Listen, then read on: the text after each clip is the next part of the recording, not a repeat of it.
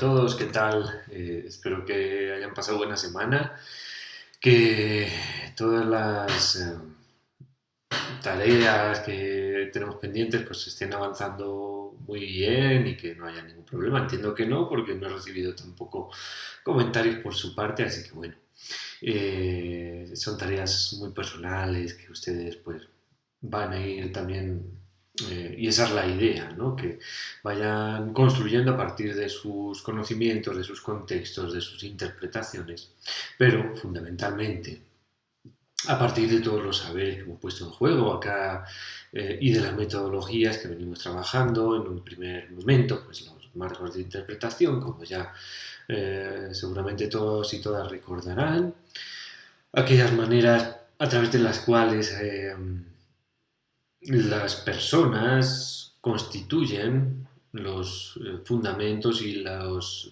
límites de sus realidades o de la interpretación de sus realidades, y la manera en la que los medios de comunicación, los agentes políticos, también pretenden persuadir y constituir esos marcos de interpretación, esas limitaciones, esas interpretaciones. En un segundo momento, como hicimos la semana pasada, el análisis multimodal, tal y como lo recuerdan, desde un punto de vista de significación, de construcción simbólica, de mecanismos también de persuasión y de integración y de interacción con las diferentes personalidades e individuos que forman parte de la opinión pública. Cómo podemos constituir a través de funciones ideativas o ideacionales que representan el mundo, en diferentes características de ese mensaje, cómo podemos constituir funciones interpersonales que relacionan esos mensajes con los diferentes actores de esa realidad, y la función textual, cómo esos mensajes, esas interpretaciones nos están hablando también de problemas más grandes, más abarcadores, que fundamentan también los elementos más básicos de esa interpretación y de ese intento de persuasión. La última de las metodologías o la última de las herramientas con la que vamos a trabajar en este caso es el análisis de redes sociales. El análisis de redes sociales desde un punto de vista integral. Es decir, no estamos hablando solo de análisis de redes sociales digitales, lo que estamos acostumbrados a llamar redes sociales hoy en día, pues son las redes sociales digitales privativas, tales como Facebook, Instagram, TikTok, incluso WhatsApp, esos espacios a través de los cuales interactuamos socialmente en el entorno de las redes digitales. Eso no quiere decir que sean las únicas redes ni las únicas redes sociales que existen, y el análisis de redes sociales efectivamente se remonta mucho antes de la creación o de la difusión de este Internet social, de este Internet 2.0 que nos posibilita precisamente todas estas relaciones.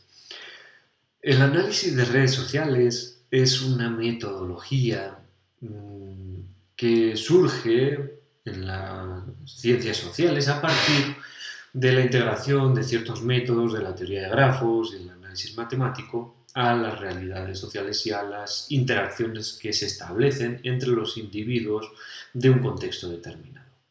Se centra en la estructura de relaciones entre un conjunto de actores, que nosotros decidiremos cuál es ese conjunto, utiliza datos empíricos, hace ese uso frecuente de modelos matemáticos como la teoría de grafos. Realmente es una representación visual que nos permite conocer esa fotografía, esa panorámica del momento social dado, e interpretar las diferentes interacciones, las características que éstas producen y también el ruido pueda generarse en esas interacciones. Y por último, pues tiene un lenguaje propio que, como vemos, complejiza en cierto modo, pero sobre todo otorga mayor certeza a la hora de interpretar estos modelos. ¿Cómo se obtiene conocimiento en el análisis de redes sociales? Realmente a través del análisis estructural de la realidad. Se conoce la realidad a través de la estructura de relaciones que existe en el grupo de elementos que nosotros queramos analizar, ya sean personas y relaciones entre personas, relaciones entre organizaciones, también relaciones entre palabras, conceptos, etc. Se utilizan técnicas estadísticas y matemáticas, como les decía, la teoría de grafos, la sociometría, la teoría de grupos, el álgebra de matrices, una serie de fundamentos que hacen parte de esta configuración y que nosotros, obviamente, pues por cuestiones de tiempo y profundidad, no vamos a desarrollar, pero sí es interesante que ustedes las conozcan. Y tiene una aplicación fundamental en campos como la antropología, la sociología, la psicología, la epistemología, la epidemiología, perdón, ciencia política, los estudios organizativos, la lingüística, etc. Podemos pensar desde el análisis de redes que ustedes conocen, que son estas interpretaciones, tal vez de Jeffrey, de las relaciones que establecen entre, por ejemplo, pues, sujetos de usuarios de Twitter o mensajes o trending topics, etc. Y ver cómo a través del análisis de la red de Twitter podemos relacionar y correlacionar esos individuos o sujetos. Podemos también pensarlo desde la lingüística del corpus, y a través del corpus textuales y corpus discursivos, fundamentar precisamente relaciones entre conceptos, relaciones entre patrones de escritura, de redacción, de gramática, etc. Tenemos enormes aplicaciones. En el análisis de la realidad social, digamos que el análisis de redes sociales interpreta de manera diferente a cómo lo hace la investigación científica tradicional. Normalmente un análisis clásico de la realidad social a través de la ciencia social lo que va a buscar es relación y patrones entre diferentes sujetos y diferentes variables, es decir, fenómenos que influyen en el comportamiento de una serie de sujetos. Entonces yo identifico cuáles son esos fenómenos y voy probando cómo los diferentes sujetos reaccionan a esos fenómenos. Entonces puedo encontrarme patrones de reacciones positivas en el que si aumento este fenómeno, esta variable en concreto, aumentará la reacción de estos sujetos, o negativas que pueden ser al revés. Si yo aumento esta variable, disminuye la reacción de los sujetos, o pueden ser reacciones arbitrarias, alternas, en las que a mayor fenómeno, a mayor variable, un sujeto reacciona de una manera y otro reacciona de la contraria. Ese tipo de interpretaciones son las interpretaciones inductivas y deductivas que nos permite la ciencia social.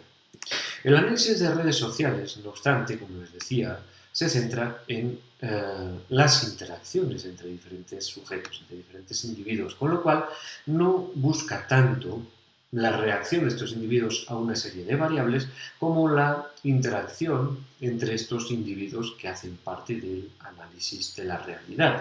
Entonces, lo que hará será correlacionar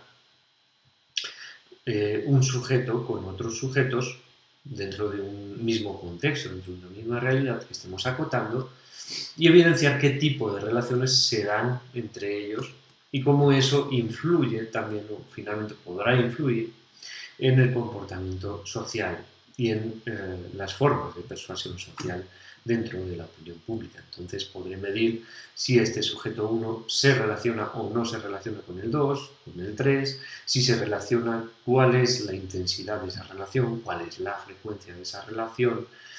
Dentro de un análisis macro de la red podemos ver qué sujetos tienen mayores niveles de centralidad dependiendo del tipo de, y número de relaciones que establezcan con los demás individuos del grupo, etc. Para que vean un ejemplo, esta es una red de popularidad percibida en una clase de secundaria en la Ciudad de México. Un análisis real, esto está está exportado de un análisis de un artículo de unos compañeros,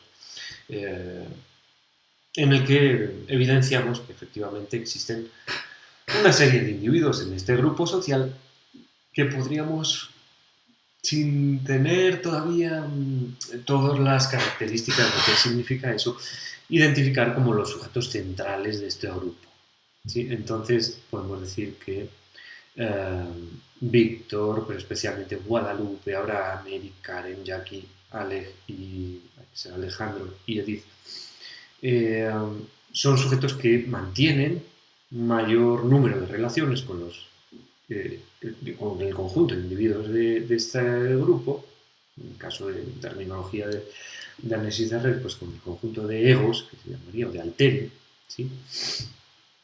Entonces podríamos identificarlos precisamente como los más populares de la clase en este sentido.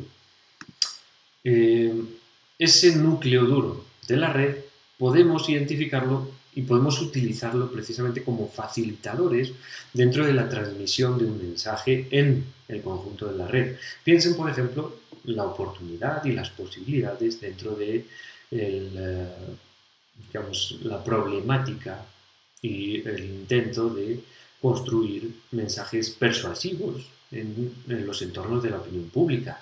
En ese sentido es muy interesante para aquellos que están constituyendo este tipo de intentos identificar qué sujetos harán parte de esas minorías activas, de esos influenciadores en términos pues, más populares, facilitadores en términos pues, más sociales o educomunicacionales, que nos permitan una mayor eficiencia en no solo la difusión del mensaje, sino la construcción de entornos de confianza que ayuden a esa persuasión. Si pensamos desde otro ejemplo de esta red de vínculos negativos en la clase de secundaria, nos damos cuenta que también podemos identificar a través de esa matriz de análisis, que básicamente es la que se llena, esta que estaban viendo acá, ¿sí? De relación entre sujetos, podemos identificar, como decíamos, actores que también ejercen un alto nivel de centralidad, en este caso significando actores potencialmente conflictivos. Es decir, Paula o Adriana se constituyen como dos de los egos que influyen más en la difusión de vínculos negativos dentro de este grupo social. Si nosotros eliminamos de esta ecuación a estos dos sujetos, a estos dos egos, nos damos cuenta cómo la organización social se modifica y en gran medida se eliminan los vínculos que establecían estos vínculos negativos entre los diferentes alter y entre los diferentes sujetos que hacen parte de la red. Entonces ven que la utilidad del análisis de redes es una utilidad muy real, muy práctica y muy puntual, que es la de identificar el papel de los diferentes sujetos en las relaciones sociales que se establecen en un grupo dado. Lo mismo podríamos decir con la red de relaciones positivas de esa misma clase, Adriana y Paula, estos actores potencialmente conflictivos que están acá. Si los eliminamos, vemos cómo esa relación, de nuevo, se modifica y pasa a ser un tipo de red más de tipo árbol, incluso jerárquico, que esta red un poquito más distribuida, en la medida en que tanto Adriana como Paula parece que, si bien son actores potencialmente conflictivos en la distribución de mensajes negativos, también son importantes en la distribución de mensajes positivos. Entonces, tenemos que tener en cuenta esas consecuencias y este tipo de análisis de redes nos permite, de una manera muy clara, poder vislumbrar las consecuencias de esa toma de decisiones. Por ejemplo, en términos macro, en términos de Big Data, sería la red de difusión en Twitter del movimiento 15M en España, del que les hablaba, si se acuerdan, en las primeras sesiones, cuando hablábamos de los indignados, y cómo efectivamente fue uno de los movimientos que mejor supo entender dentro de las redes sociales digitales la configuración de un sentimiento discursivo común que acaparara y que correlacionará los intereses de las diferentes subredes que harían parte posteriormente del movimiento. Y eso lo hicieron comprendiendo precisamente el valor del trabajo en red. En un primer momento, constituyendo redes sociales físicas, analógicas, en las plazas de los diferentes lugares, de las diferentes ciudades donde se desarrolla el fenómeno social. Posteriormente, también en el espacio público digital, a través, primero, de su propia red social, la red social N-1, una red social encriptada en la que los propios usuarios y los propios participantes de estas movilizaciones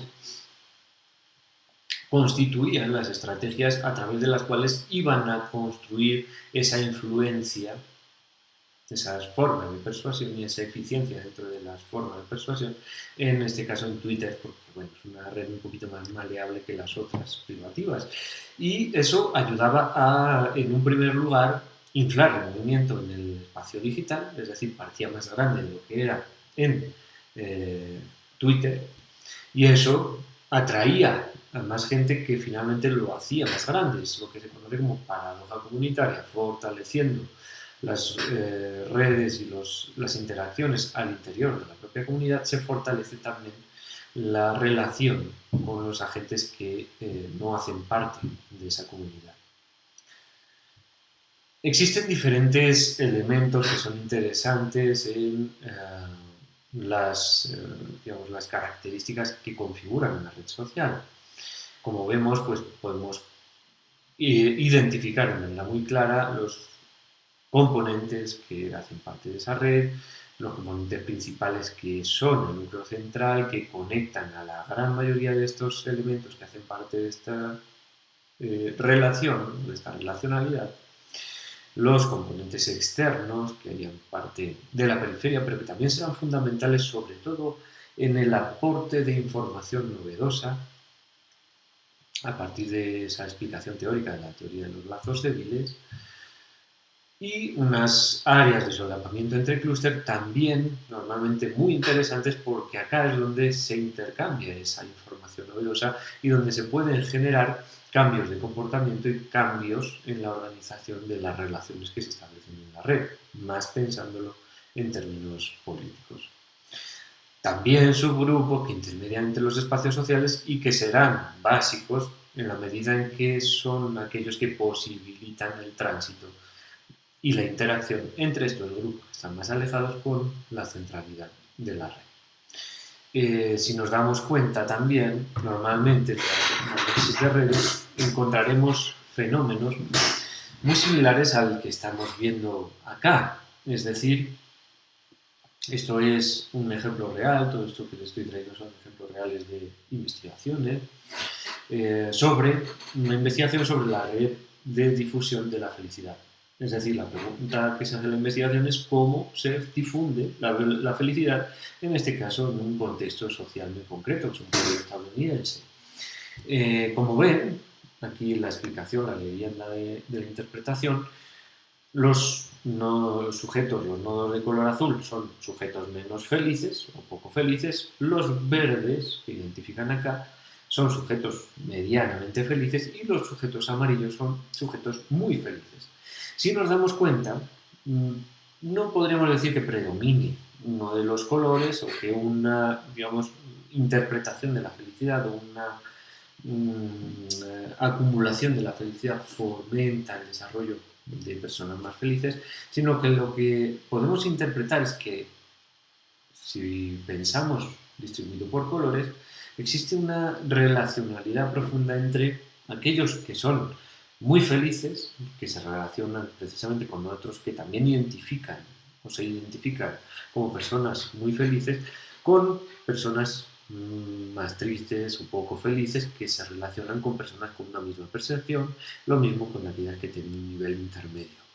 Eso, en análisis de redes, es una característica fundamental, eso que se llama homofilia y que básicamente nos está hablando de la tendencia a compartir entre diferentes sujetos que hacen parte de la red con sujetos que tienen unas mismas consideraciones, unas mismas eh, que favorecen el fortalecimiento de vínculos entre sujetos que intercambian el mismo tipo de información.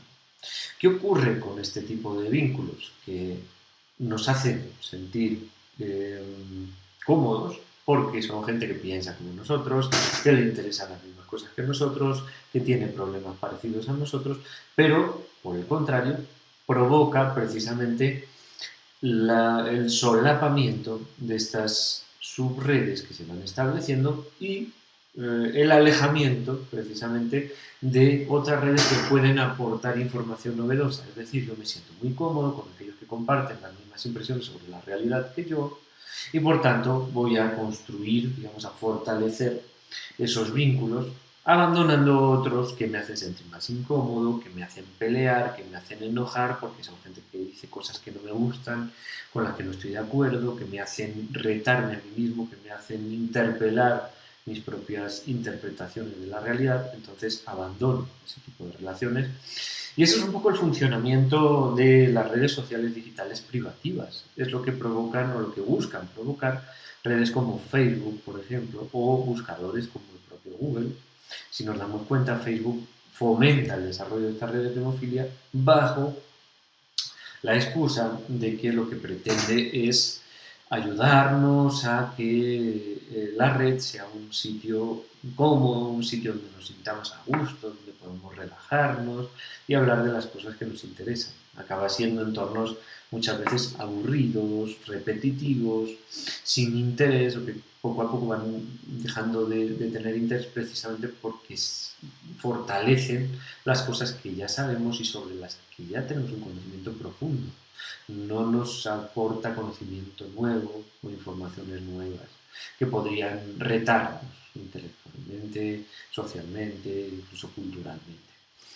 Entonces, esa es una característica, un valor muy interesante de las redes y que se puede medir a través del análisis de redes sociales precisamente para evidenciar el desarrollo de este tipo de vínculos y sus consecuencias. Una red social, desde la definición más simple, es o son unos vínculos establecidos entre un conjunto de actores sociales que proporcionan interpretaciones de la conducta social de dichos actores. Pasando un poquito de lado las explicaciones más conceptuales, si tienen interés pues las podemos fortalecer.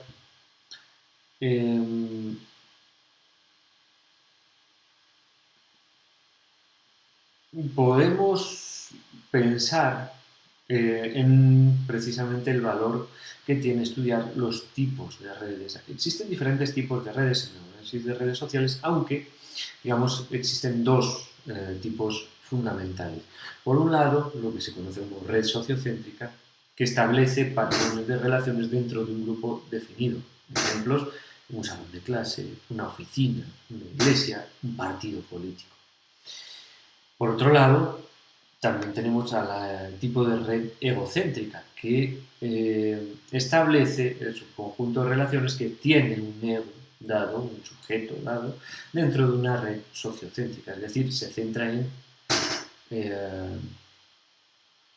cómo uno de ustedes, de los estudiantes que hacen parte de la clase de medios y opinión pública, establece las relaciones con los diferentes sujetos que hacen parte de esta, que son otros estudiantes y yo, en este caso como profe, comparado con la manera en la que se establece por otra compañera u otro compañero.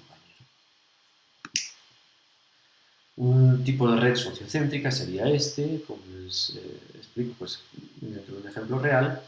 En este caso, la red sociocéntrica de unas compañías de danza en una región española, buscando un tipo de relación que es la posibilidad futura de contactos. ¿Sí?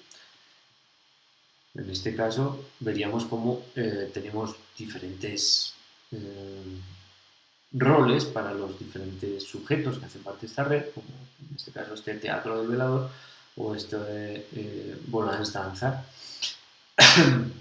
que efectivamente configuran papeles muy diferentes dentro de la red social. Es decir, una red con una alta centralidad y una red con un sujeto o un ego con un alto nivel de centralidad en la red y un sujeto o un ego con una baja centralidad en la red. Las diferencias entre estas estructuras centrales y periféricas es que la central está compuesta por actores que se encuentran densamente conectados entre sí, que mantienen contactos débiles con los actores periféricos. Es este ejemplo de acá. La estructura periférica estará formada por actores prácticamente desconectados entre sí y que mantienen vínculos débiles con la estructura central de la red, caso de Bolans y de estas subredes chiquititas que están por acá. ¿Qué ocurre? Que, como les decíamos, este tipo de sujetos normalmente son muy valiosos también a pesar de carecer de un alto nivel de influencia. ¿Por qué? Porque normalmente carecen de ese alto nivel porque no fundamentan posiciones hegemónicas que los hagan ser interpretados por el resto de sujetos de la red como deseables de interactuar con ese otro sujeto. Sin embargo, esa posición lo que provoca es que estos sujetos nos ayuden a aportar información novedosa, información que en muchos casos ayudará también a destrabar situaciones de excesiva homofilia, de excesiva centralidad, de contactos excesivamente fuertes que eviten la posibilidad de generar cambios o adaptaciones dentro de las propias redes.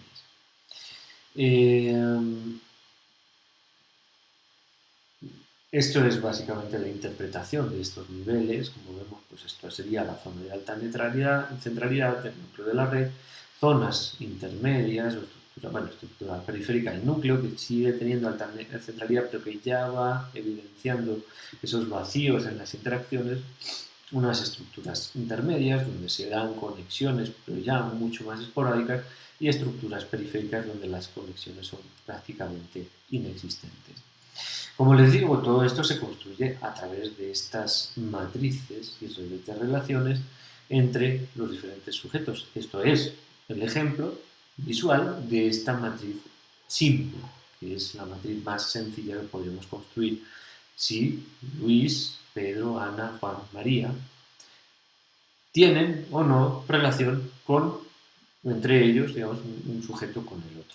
Entonces, 1 significa que sí, 0 significa que no. Si vamos rellenando los huequitos, veremos cómo el hecho de que Luis tenga relaciones con Pedro, Juan y María, pero no con Ana, y Pedro solo tenga con Luis, Ana solo con Juan y María, Juan con Luis y Ana, y María con Luis y con Ana, provoca que generemos sujetos con mayores niveles de centralidad, caso de Luis, de María, de Juan o de Ana, con sujetos de menor centralidad, caso de Pedro. Es decir, Luis sería el que más relaciones mantiene, porque mantiene 3 relaciones, sería el sujeto con mayor centralidad y con mayor poder de influencia en esta red. María, Ana y Juan serían esa estructura intermedia que mantienen relaciones pero menos, y Pedro sería una estructura periférica. Si a Pedro, digamos, Luis abandona el grupo, Pedro quedaría desconectado de los demás sujetos. Ahora bien, Pedro puede tener otras redes que aporten información novedosa a esta relación y que la fortalezcan desde otro punto de vista que no sea el fortalecimiento de las relaciones que se establecen en su propio interior. Bueno, les voy a compartir la presentación donde tienen muchos elementos con los que pueden jugar y que pueden profundizar sobre este tema. Lo que les voy a pedir, en todo caso ahora, es una tercera tarea que hará parte también de las tareas que se evaluarán en este segundo parcial. Esta última tarea tendrá como objetivo el desarrollar una matriz muy sencilla como esta que les estoy presentando entre sujetos de la realidad política colombiana. Para que podamos establecer el valor de esas relaciones, precisamente los sujetos que ustedes decidan, y a partir de ahí interpretar las relaciones que se establecen en términos de red, ¿sí? que puede significar que esos sujetos tengan mayor centralidad dentro de esas relaciones, que puede significar que sean más periféricos, etcétera. Las relaciones son las que ustedes decidan, dentro de una relación la que más interés les suscite, y pues esa matriz irá acompañada de una interpretación propia. Obviamente el trabajo es en grupo, una interpretación crítica, que les decía, y propia por parte de los grupos de qué puede significar pues, esas correlaciones que establecemos. Solo para que se familiaricen un poco con esta herramienta y para que encuentren ustedes mismos y ustedes mismas el valor de este tipo de análisis dentro de la configuración y la gestión de la opinión pública. Como les digo, se lo voy a aclarar mucho mejor en la tarea que les voy a subir ahora también. Cuando vean este vídeo ya la tendrán. Entonces, no se preocupen y, desde luego, vergüenza ninguna. Si tienen alguna duda, algún comentario, alguna cuestión que quieran incorporar, yo estaré encantado de recibirla. Sin más, yo les digo, pues ya es un buen pedazo que hemos explicado sobre análisis de redes. Cerraríamos aquí en términos de herramientas de análisis de la opinión pública y abriríamos el próximo bloque, no la próxima semana, que tenemos el parcial, y como les dije, no habrá clase, sino que la dedicaremos a trabajar esas tareas para entregarlas precisamente el día 14, sino la siguiente semana, iniciando, como les digo, pues ese último bloque de la asignatura. Les deseo entonces muy buenas semanas y muy buenos días, que se acercan los parciales, trabajen poco pero que les cunda mucho, es decir, ojalá puedan sacar mucho tiempo libre también y disfrutar y descansar, que de eso se trata muchas veces la vida, ¿no? En todo caso, como les digo, para cualquier cosa, de las dudas que tengan sobre los diferentes trabajos, yo voy a estar muy pendiente. Tanto en Teams como en el correo, pues me encuentran fácilmente.